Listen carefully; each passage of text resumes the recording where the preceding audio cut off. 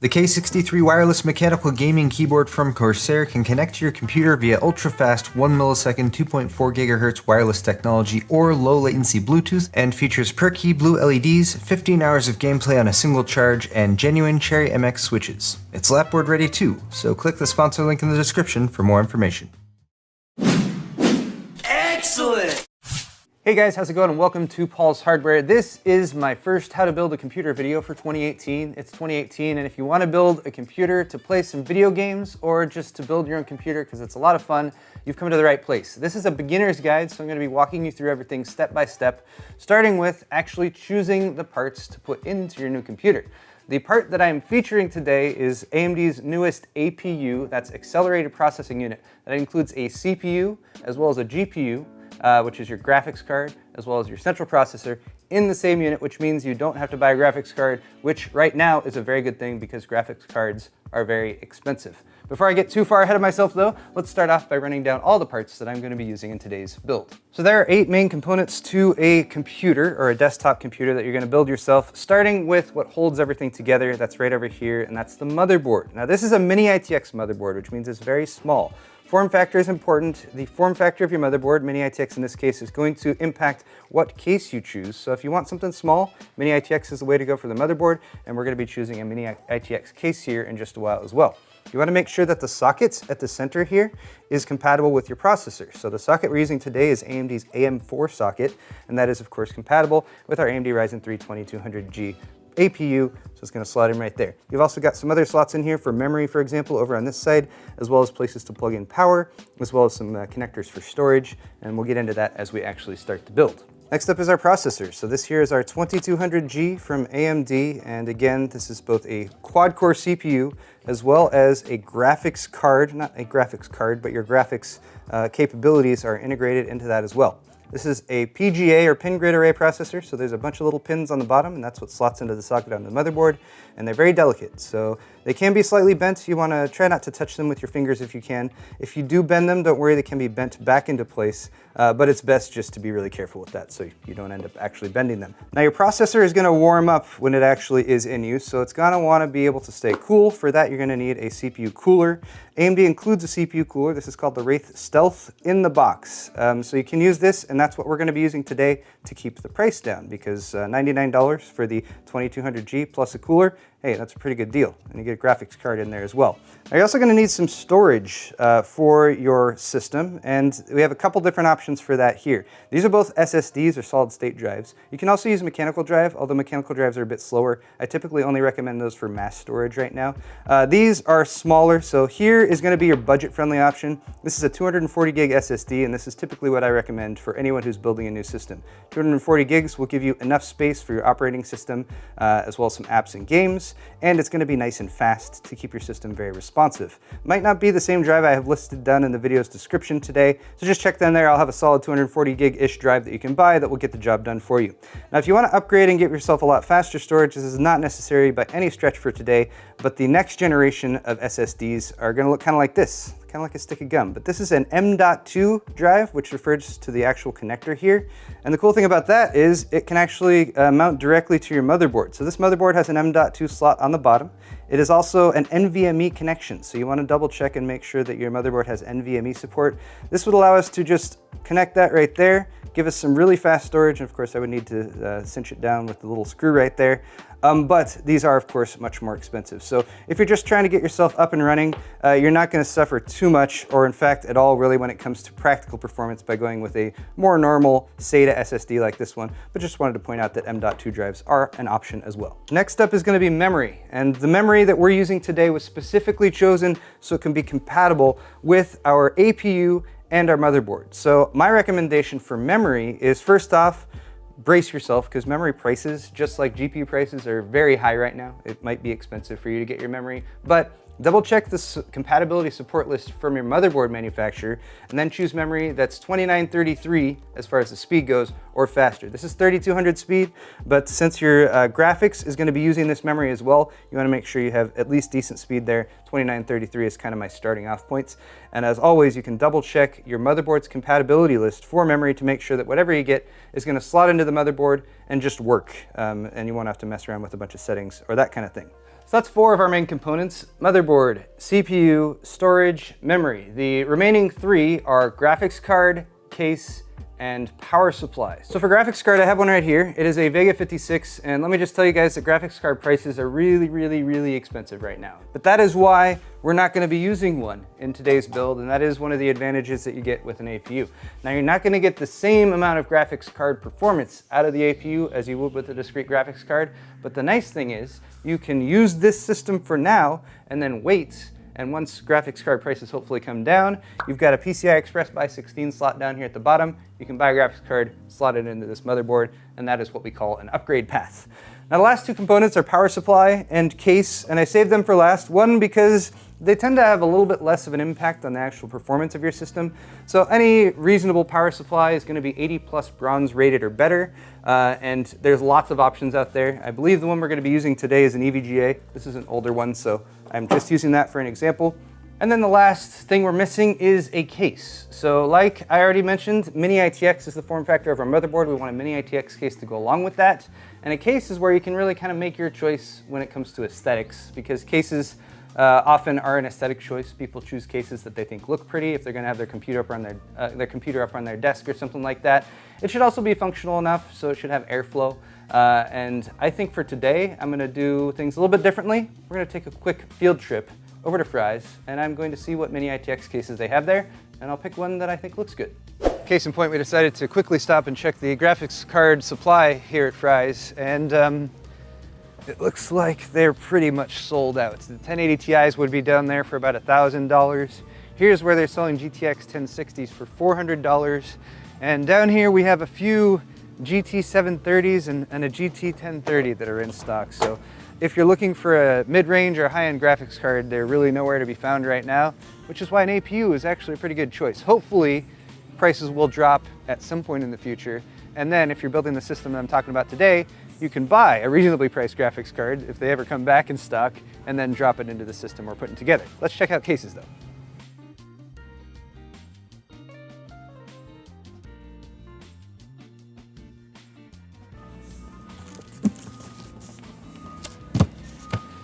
This is the Core V1, and it is a Mini ITX case, and I have actually never built in it. So I think this will get the job done. All right, guys, we're back from Fry's. We had some lunch, and now we're ready to build. So the case we decided on was the Core V1. This is from Thermaltake. It's a $50 case, and it was actually one of the only Mini ITX cases that they had there at Fry's. There were a few other ones, but they were crappy, so this is the one we decided on. Parts list, of course, is in the video's description again, and I've gone ahead and taken everything here and priced everything, and if you exclude the memory, the parts list we're looking at right now is about $365. Now the memory, if you get a 16 gig kit and you want fast memory and you want something that's compatible with Ryzen, is going to cost about $200 right now, which is pretty expensive. You can get a single 8 gig stick instead, which will sort of tide you over. You can get by for about $100. So ultimately, this entire system build is going to cost you somewhere between $475 and $575, depending on how much memory you put in it.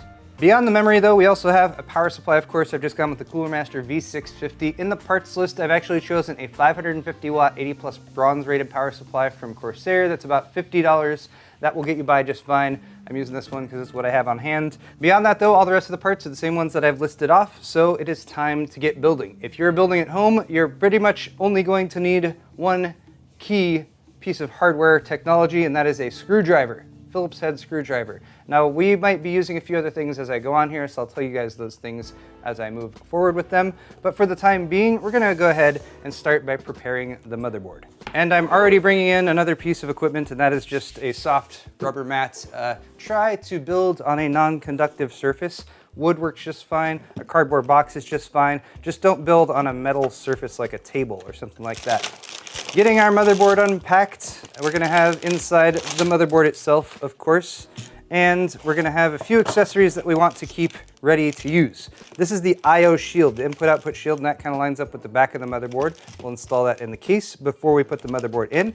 We're gonna need a single serial ATA cable, and that is to connect up our SSD. And then we're also going to need the Wi-Fi adapter. Since this motherboard includes Wi-Fi, this is the antenna, and that's just so once we actually get the system up and running, we can connect that up. In order to connect it to Wi-Fi, download Windows and Windows updates and all that good stuff. Next, we'll unbox our processor. I've already used this one, which is why the seal is broken, but I repacked it to give you guys the exact same experience. Inside we have our processor itself and our heatsink fan. This is the Wraith Spire heatsink fan. And apart from the heatsink fan itself, you're gonna definitely need to have some thermal paste. Now, if you're buying this brand new, you'll have some thermal paste pre-applied on the bottom of the Wraith Spire cooler. So that's what we're gonna use today. It's already pre-applied, so you don't have to worry about it. Just don't touch it before you install the processor and get the heatsink fan installed as well. Next up, our CPU, and that comes in a little clamshell. Keeps it protected. Until you're ready to install this, probably keep it in here. And again, bear in mind, there are a bunch of pins on the bottom of the CPU, and those are fairly delicate, so you don't want to bend those or anything like that. The CPU itself can be handled by the edges, most ideally. You want to minimize contact with the top here, as well as the pins on the bottom, and that's simply to keep oils from your fingers to getting all over it and that kind of thing. But all we're going to really be paying attention to is the orientation of the pins, of course, and then you're going to look at the corner. And on one corner here, you actually have a tiny little golden triangle. That golden triangle is very important. So keep an eye where that golden triangle is, and then take a look at your AM4 socket down here on the motherboard itself. You're going to have a little lever arm on the side, so just pull that out ever so slightly and lift it up. That will open the socket, and it's ready for the CPU now. Take the gold triangle of the CPU, line it up with the triangle that's sort of in the edge of the socket. So with the two corners lined up so they're in the same corner, just set the CPU straight down on top of the socket and it'll drop down into place. This is what is known as a zero insertion force socket, which means you don't need to press down on that at all. If it doesn't drop in for you like mine did, just lift it up, flip it over, and take a gander at the pins on the underneath. You can look at them from the edge. Just make sure they're all straight. If they're not straight, I'll link a video where I go over some basic tips on actually correcting that and straightening out some motherboard pins. But it should just drop in like that, and if it does, go ahead and lower that little lever arm. That will hold it in place. It's not 100% secure, but it's secure enough for now for us to move on to the next step, which is to get the actual heatsink fan ready to mount. Okay, I've added yet another little piece of hardware here, and that is just a electric screwdriver. I'm just cheating a little bit. This mount for the AM4 socket will actually come with 4 screws and a couple little plastic retention brackets. And these are actually made for the older style of heatsink fans that AMD used to make. And even though they don't make that style anymore, they still have left that on there. Those actually screw into a backplate piece. So if I lift the motherboard up, you can see that backplate. And that backplate is what we're going to install the heatsink fan to. So that should stay in place, but bear in mind there's nothing holding it there right now, so you might have to kind of position it there as you mount the heatsink fan. If you lay everything flat, it should line up just as we're looking at right now. So to mount our heatsink fan, again, pretty much just going to line up the screws with where they go there. And bear in mind you've got a little cable coming off the side of this, and that is to plug in the fan. So you should kind of reality check here as well and make sure where you're going to plug that in. It should be labeled as CPU fan header. On this particular motherboard, it's located right over here, a little gray plug. So just bear in mind you're going to need to route the cable over to that and make sure you have enough cable length in order to do that. So I've just set the heatsink fan on top, 4 screws have lined up. I'm going to start by just giving a couple turns to each screw to get it threaded onto that back plate behind the motherboard. You don't want to tighten one corner down before you start the other screws. That'll make it harder to get the other screws started in the threading on the back plate, and it will also potentially put disproportionate force on one corner of the CPU, which isn't a huge deal, but something you should watch out for. Once you've got them started, you can go ahead and go with opposite corners one at a time, and you can tighten each one down. And you can tighten those down tight, not too tight, but they can be pretty snug on there. Beyond that, we just got our cable hanging off there, and I'm just going to route that around and plug it in to the CPU fan header. And the other thing we can do right now, while we've got the motherboard out and easily accessible, is install our system memory. This is G.Skill Flare X memory, which is specifically made for Ryzen. Ryzen processors can occasionally be finicky with what memory you connect up to it, Most memory is compatible, but running at higher frequencies can be more challenging. So G.Skill specifically made this memory to be compatible with this platform. All you need to do to install the memory, though, as I've been talking and not explaining what I'm doing, is make sure that you have this central notch here lined up with the central notch on the memory slot. It is slightly offset, so they only go in one way. So just double check that to make sure that it is lining up properly. Each edge will fit into the slot on either side, and it'll kind of sit like that, and then you just need to push firmly down on both sides, and it'll kind of snap into place. It gives a very satisfying snap, and these little catches on the side will pop up and hold it in. So our motherboard is pretty much good to go. We're gonna set this aside and start working on the case.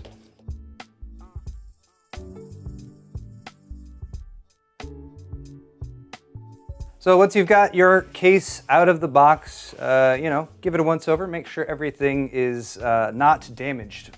This case is very small, very boxy, but you're basically gonna have two side panels on either side. Typically those are held on by thumb screws in the back, so you can just unscrew those to pop up the side panels to access the interior. And then as far as the layout goes, the power supply is gonna go down here in the very bottom.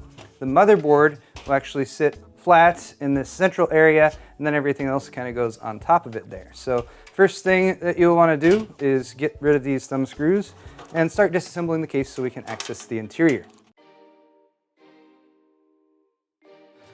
So I've removed all of our side panel pieces. One thing I will say is if your side panels have clear plexiglass like this, they'll usually have plastic over the top of it just to keep it from getting scratched up during shipping. These are really, really easy to scratch. So I recommend leaving that plastic on until the system is all put together, peeled off at the very end as sort of the finished product type thing. The things you're going to want to keep in mind are that almost every case is going to come with a set of accessories like this. Typically it will have a manual, and if it's a case that's a unique design, you might want to double check there to see if anything mounts in a unique or strange fashion. You're also going to have lots of screws, so the screws that you'll mount your motherboard with, screws that you'll mount additional hard drives with, or additional SSDs. You might have some standoffs that are specially made for mechanical hard drives and that kind of thing. And then often a set of zip ties, and these are just really handy for cable management. Beyond that, you're going to have a set of cables that come out, and these are your front panel connectors. So you're going to have one group that is the most pain in the ass part of building a computer. This is what's going to control your actual power switch to turn the system on and off, reset switch, and LED lights for your hard drive activity and your power activity. You also have this plug, which is known as HD audio. This will allow you to have a mic and headphone jack connected up at the front of your case. This case has a single fan, so it is connected via this 3-pin fan header. Finally, you have a USB 3.0 header. These are fairly large and bulky, but if you want USB 3.0 ports on the front of your case, this is the header that you will use. There's a newer header beyond this that's called the USB 3.1 header that is different, so keep that in mind. There's a USB 3.0 and a 3.1. If you want 3.1, make sure your case has that header and your motherboard has that header. That's pretty new though, so you won't see those too often yet. Oh, one final thing to point out, and this is just unique to this case, is that aside from the two side panels and top panel I've removed, there's a couple thumb screws here that also allow me to remove this bottom piece. And that's what I'm going to need to remove to access the bottom chamber in order to install the power supply. Also bear in mind there's a dust filter down here, so it's a little plastic and kind of got to work to get it off, but that will go just beneath your power supply so that as it is running its fan to pull air in, it'll suck up dust right there, and you can pull that off in order to clean. Having dust filtration in your computer is always, always nice to have. So the power supply supplies power, and we're going to need to install this. I like to get this installed first because this usually has the bulk of the cables. This is a fully modular power supply, so all the cables that plug into the computer are actually going to go into these plugs right here, and all of those cables are included in the packaging, and they're all separate. So the cables that we're going to need for this build is a couple for the motherboard. So we're going to need a 24-pin main power connector for the motherboard. That's that one right there. And there's the corresponding plug on the motherboard. Bear in mind there's a catch on one side of the plug, and there's a little catch on one side of the plug on the motherboard too, so it will actually stay connected when you plug it in, like so. Ta-da. Hey, that went in pretty easy. And then there's one other power plug on the motherboard. This is what is known as EPS power, supplemental CPU power. On this particular board, it's tucked away, kind of in not the most convenient position, but it's right up there. And this will sometimes be a 4-pin plug, and sometimes it'll be an 8-pin plug, depending on how much power you have going to the processor. So on the power supply side, you might have a split plug like this, an 8 and an 8, but they just fit in here side by side and plug in like that. Now for the record, I'm plugging this stuff in outside of the case just to demonstrate it right here. I'm actually going to unplug these when I install the power supply right now. Now aside from your main 24 pin, which is going to connect up right there, and your supplemental CPU power, which is going to connect up right there, you might also have what is known as PCI Express graphics, 8-pin or 6-pin PCI Express graphics. Those will also connect up to these same 8-pin plugs right here that the CPU plug connects to.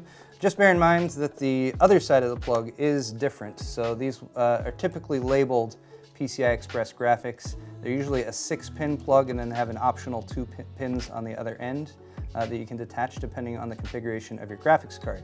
Since these are for graphics cards and we do not have a graphics card in this build, we do not need this cable, so we're not going to use it. But I just wanted to point it out to you guys in case you are installing a graphics card in your system. Beyond that, we have peripheral cables, hard drive SATA cables. There's 4 of those connectors on this power supply. Again, bear in mind this is modular, so the plugs on the power supply side might not look the same depending on the power supply that you're using. But the other sides, the sides that plug into the motherboard and your drives, should always look the same. So these are SATA power plugs. Those will correspond with the SATA power plug on your SSD or your hard drive. And they do have a slight little L shape to them, so make sure that you plug them in the right way. And with that L shape, it's pretty impossible to plug them in wrong. But bear in mind that the plugs are a little delicate, so make sure that you reality check that you're plugging it in the correct way. Beyond that, next to there, you have a data connector, and that's where your SATA cable will go. Since we're already showing this, I might as well also show the SATA cable. There it is right there. One end connects up to your hard drive or SSD, like that. And then the other end of that SATA cable would plug into your motherboard. Finally, the last peripheral connector you might spot is this little 4-pin guy. This is typically referred to as a Molex plug, and these are a little bit older, so you might not encounter them, but you will see them sometimes for case fan connection, connecting up a pump for an all-in-one liquid cooler or something like that. Just bear in mind that you might have an additional plug set in your modular power supply kit that allows you to connect up those connectors, but they won't always be needed. It just depends on what hardware you have in your system.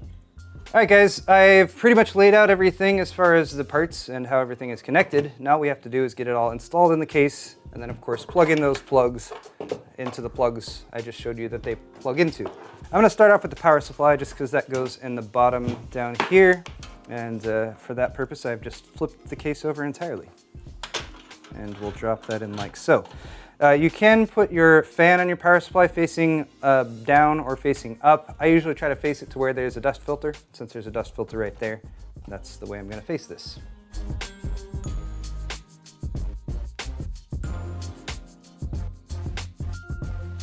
At this point, since I already showed you which modular cables we need, and we have easy access to the bottom of the power supply, I'm going to go ahead and connect those up.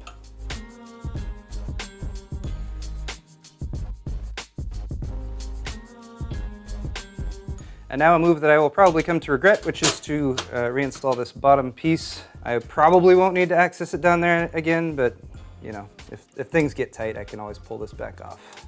Now I've routed all these cables up here, kind of up. They're not where they need to be, but they're up here, so I can see what's what. And then at the bottom here is kind of where your motherboard will go, and there are 4 mounting points for this. 1, 2, 3, and 4. Bear in mind, since this is a mini ITX build, it's very small. If you're using a larger, like a micro ATX or a full-size ATX case, you might have 5, 6, 7, 8, or 9 standoff points. But make sure you have standoffs or the raised mounting points there. You do not want to mount the motherboard directly to the case. Forgetting standoffs is something, I don't know how common it is, but it's definitely something you want to avoid because it can damage your hardware if it's not done properly. Remember the I/O shield? That lines up with the inputs and outputs on the back of the motherboard, so just like that, but it's got to go in the case. And for the case, make sure I have this little knockout part right here. If we line that up and apply pressure from the inside, it should pop into place. Depending on the quality of your I/O shield, sometimes this can be challenging, especially if the metal is flexing or that kind of thing. Use the butt of a screwdriver from the inside to push it into place if you have any trouble.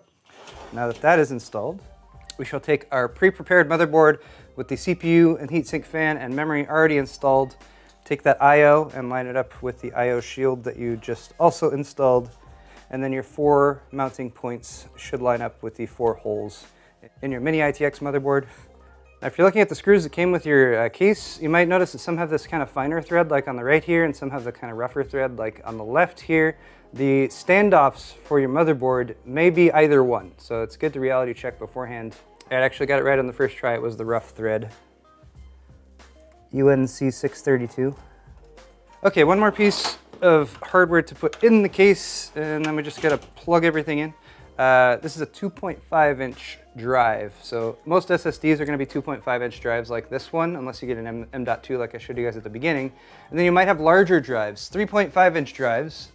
Here's an example of one of those. These are much bigger, and they're usually mechanical drives, and they spin and they make noise and stuff like that. If you have one of those, it will be able to slot into a 3.5-inch drive mount. And this case happens to have 2 of those. These are held on by a little thumb screw. So with a touch of finagling, I was able to remove that tray, and this tray would be able to support a 3.5-inch drive like that one. And then sometimes the drives will mount through the sides. And if you're using a spinning drive like this one, you'd probably want to make use of these little rubber grommets here. Then screw the drive in through that. That will provide a little bit of dampening for the noise that a spinning mechanical hard drive might make. Or if you don't want to worry about your system making any noise with spinning mechanical hard drives, just go with all SSDs. Typically an SSD can mount to that same tray. It's also got mounts through the bottom, so we're going to do that. I mentioned the fine thread and the thick thread. This is where that fine threaded screw is going to go. This is an M3. Took me a sec, but it got there. So there's our last piece of hardware that needed to be mounted, now mounted. So guys, at this point, I'm gonna go ahead and start plugging stuff in, but for those of you who might be building a system like this with a graphics card, I wanted to point out that this is where you would install the graphics card, and it would go in this slot down here at the bottom. This is known as a PCI Express Graphics by 16 slots. It would basically line up like that. You'd slot in the PCI Express graphics slot down there at the bottom. You're also, of course, going to need to remove these 2 little brackets here at the back, and then there's usually some mounting mechanism at the top that will hold that all in place. And then, of course, just connect up your PCI Express graphic power to that, and you'd be all set to go. But again, we're not using a graphics card today, so we don't need to worry about that. So let's begin. Power plugs, 24 pin. There we go. Any excess cable, I'm just going to kind of feed back and try to tuck down here into this bottom section. Bottom section is our cable junk area where we will put as much extra cable junk as possible. We also have the need for a SATA power connector over here for the SSD, so I'll go ahead and plug that in. While we're here again, let's go ahead and connect up the SSD's data connection via our little SATA cable here. Little clasp should pop into place. So we now have power and data going to the SSD. Power is connected to the power supply. Data cable from the SSD here to the plug on the motherboard that is directly behind it. We also have that awkwardly placed 8-pin supplemental CPU power. Next is our HD audio cable. This plugs in right up here, kind of near where that CPU power connector was. All of these connectors on the motherboard are all labeled on the motherboard itself. But the motherboard manual is actually a really, really good resource to go to if you're not positive where the actual plugs might plug into. Other than that, we just have the USB 3 and this extra fan plug for our front intake fan. So I mentioned how much I hate front panel connectors. They're always really annoying. These are, if you can see, they're kind of color-coded right there. The 9 or so pins that I'm sort of trying to point towards. Oh, that's really challenging.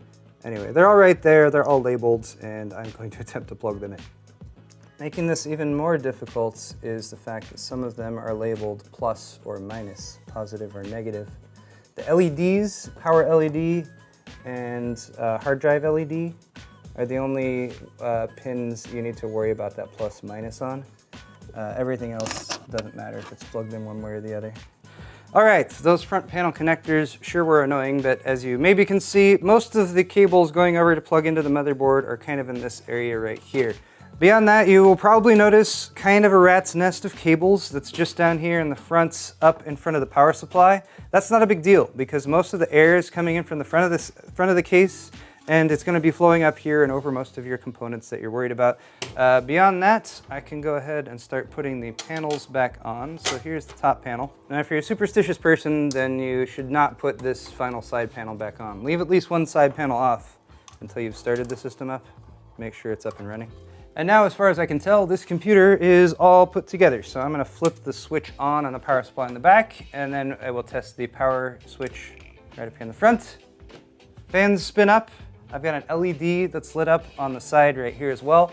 And if you happen to have any LEDs that are part of your motherboard, for example, like my AB350N Wi-Fi motherboard from Gigabyte has some red LEDs on it, you should see those light up as well. Fans spinning though, that's always a good thing. And that's pretty much all there is to it when it comes to assembling a computer like this. I will say, there's one last part I want to do right here. I am now allowed to do this.